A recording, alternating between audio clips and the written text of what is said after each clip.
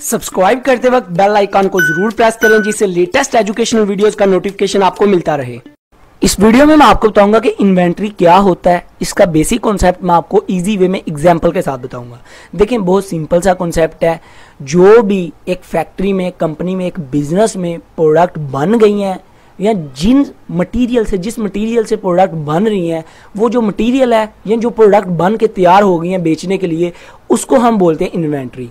अभी जो इन्वेंट्री है ना, ये हमारा करंट एसेट होती है, क्योंकि ये जो प्रोडक्ट बनी है इसको हम मतलब जो चीज़ एक साल के अंदर अंदर आप सेल करके उसको मनी में कन्वर्ट कर सकें, उसको हम करंट एसेट बोलते हैं। और ये जो इन्वेंट्री है ना, ये आप एक साल के अंदर इसको बेच सकते हैं इजीली।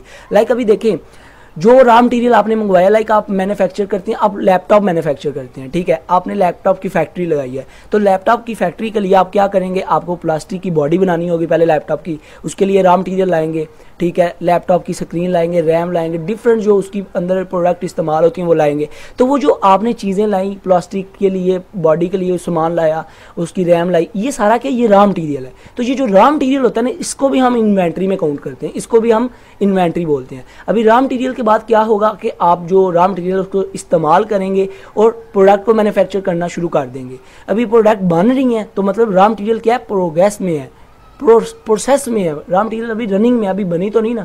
तो ये जो प्रोग्रेस में होता है ना, इसको हम बोलते हैं वर्क इन प्रोग्रेस। इसके अंदर जो मटेरियल यूज हो रहा होता है उसको भी, जो रॉ मटेरियल इसके अंदर इस्तेमाल होता है उसको भी हम इन्वेंट्री में काउंट करते हैं।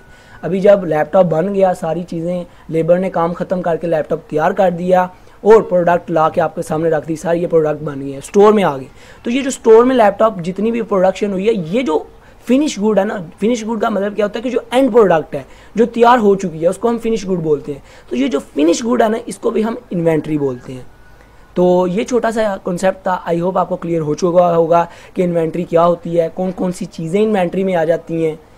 तो वीडियो अच्छी लगी हो तो सब्सक्राइब और लाइक करना मत भूलिएगा। अपना बहुत ख्याल रखिएगा, दुआओं में याद रखिएगा।